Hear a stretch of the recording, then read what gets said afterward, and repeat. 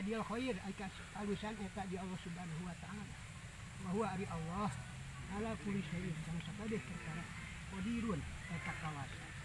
yakin kawasa uruskeun qala Allah taala saur Allah kullu nafsin dha'iqatul maut sakur awak-awakan bakal ngasaan maut wa inna tuwaffawna ujurakum jeung pastina dibikeun ganjaran mareh kabeh salat urang puasa urang zakat urang haji urang kabeh bakal dikasihkeun ku Allah Subhanahu wa taala di mana yaumul kiamat di kiamat teh lagi teh dina dia mana maut dia kiamat banyak dibikeun ayeuna dina kubur ai kiamat kubur mah mun kiamat alam dunia siap jaman maut dia kiamat kiamat sugro pas dibikeun ganjaran maneh teh di kiamat nya ayeuna dia kubur paman zusiha bisa jama dijauhkeun ku Allah dina nari tina neraka udah ajana bakal masuk surga takon pas jelas temen jalma atuh surga bagja wa mal hayatud dunya ila mata'un sing ari ngeutkeun kumaha ge sanyana kahirupan dunya teu aya kecuali tipuan baraka urang teh ulah katitu di dunya ya pohok ka Allah urang kudu hade urang mentak ka Allah hayang dibokan aya dina ridho Allah Subhanahu wa taala ma indakum yanfadu wa ma indahu riba kalau anu aya di syariah ruksak wa ma indahu riba anu aya di aing mah abadi kitu cek sunana kudu sain halik ila wajah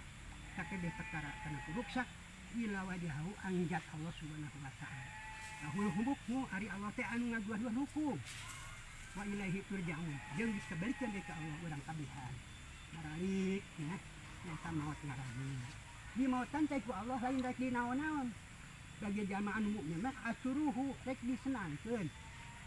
sebab moal bisa senang heulaana lamun capak maut di mautan heula tapi ku Allah rek disenangkeun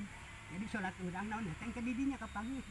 ya paina mah bangun sebab ai nikmat di dunia mah kesenangan di dunia mah loba itu laun ujian lamun urang patinihan ku nikmat dunia poho ka akhirat siksaan tapi kan warauha sidati ari keindahan di dunia boga itu wah mewah rohoun eta aruksakan itu Rasulullah samakeun urang di dunia teh sing hade kerja deuk Allah Subhanahu wa taala lagi talkin teh jiga namah magahan nu maot padahal talkin teh ka urang kitu maksudna talkin teh teu makna talako nyampaikeun hukum-hukum Allah Subhanahu wa taala ya kulun man alaiha fan wa yabhu wajhu rabbika dul jalan sakabeh rusak wa yabhu wajhu rabbika jeung bab tetep langgeng jat pangeran anjeun Muhammad dul jalan tetep ngaguhan sifat agung jeung mulia innaka mayitun sanyana anjeun Muhammad cek Allah ya hitau ka kangjeng Nabi tadi mayitun anjeun bakal maut wa innahum mayitun jeung saena jelema kabeh bakal maut kitu nya cuma inakum yaumal qiyamah inakum tahtasimun urang teh bakal dihadapkeun ka Allah Subhanahu wa taala di kiamat jadi alam akhirat kiamat kan jadi ya urang ya jujuk binti batasahan uzkuril ahdil ladzi arafik min abidi sing inget anjeun karena perjanjian ti Allah Subhanahu wa taala alagi kharaji an ayana jelas anjeun tos kaluar di desa dunia mendahik dah menghadapi desa akhirat naon sing inget teh wa hiya syahadatu alla ilaha illallah wa asyhadu anna muhammadar rasulullah singkat sanad ieu dua kalimat tauhid insyaallah lamun jama kabantun ku syahadat dua kalimat syahadat dapat surga insyaallah moal salah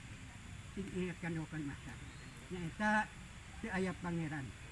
anu wajib disebaran angin Allah jeung nyaksian cenah Muhammad isa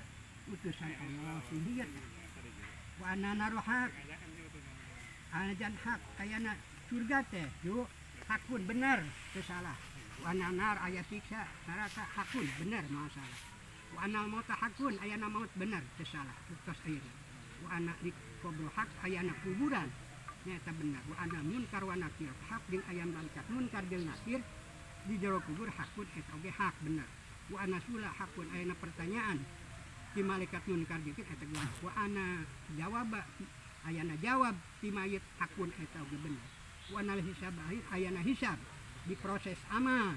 hakun eta oge bener wa anal mizan hakun ayan timbangan amal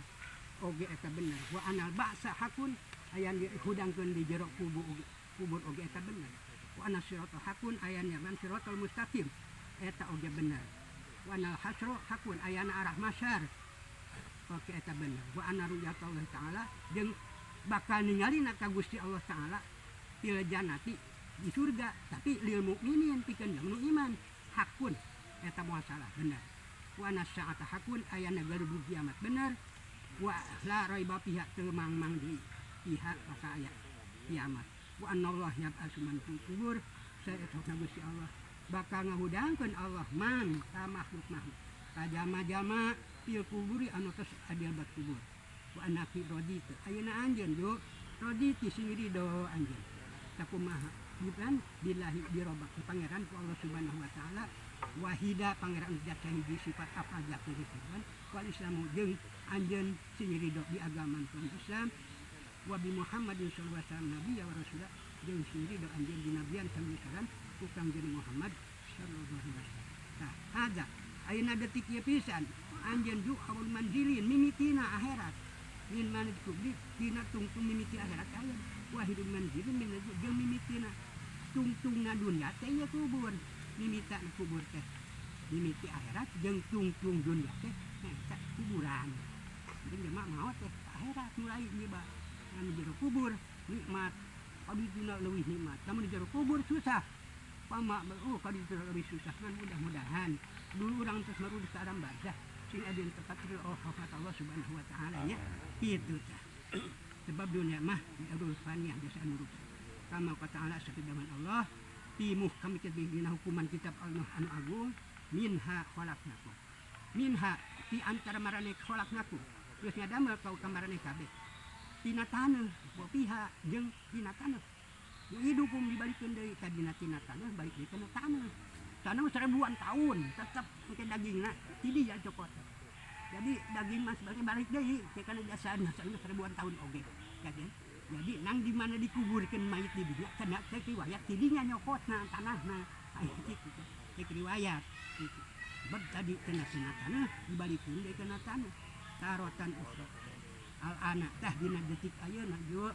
yakti kil malakan datang ke anjeun dua malaikat al karimani anu dua nanas anu mulia dua nana al muwakkalani anu wakilan al muhasibani anu bakal ngananya ngahisab para yusnaati ulah rek kaget anjeun wala yurhibaki rek keung wala yaruati ulah rek tusabi wala yahulak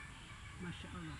fa innahuma mangkasna taman kadengna kedua nana teh walaupun eta teh makhluk eneh min hal ta'ala ti sapadina makhluk Allah Subhanahu wa taala fa iza sa'alaki bila mana nanya eta dua malaikat kita anjeun man robiki sa pangeran anjeun wa man fian kita nabi anjeun wa ma imamu ki jeung naon imam anjeun wa ma dinuki jeung naon agama anjeun wa man kiblat ki jeung naon kiblat anjeun wa ma ihwanu ki jeung sadulur anjeun pakuli jawab ku anjeun yo Allahu rabbi Allah pangeran kau wa Muhammadun nabi Muhammad utus nabi kau wal Quran imami Quran adalah padoman kaulah Ka'bah kiblat kaulah Islam dini agama Islam itu agama kaulah wal mu'minuna wal muslimuna kulluhum ikhwani sada mukminin mukminat muslimin muslimat kulluhum sadayana ikhwani eta dulu kaulah ala zalika uliti wala zatah anjeun mudah-mudahan si hirup dugi kapupus silicingan dina kita kecap amin wala jitu basina insyaallah taala innal amin amin ya Allah dan nangtung ngaminan hanang tu amin ya Allah ya rabbal sabat apa lagi sabat tak itu bisa lagi amin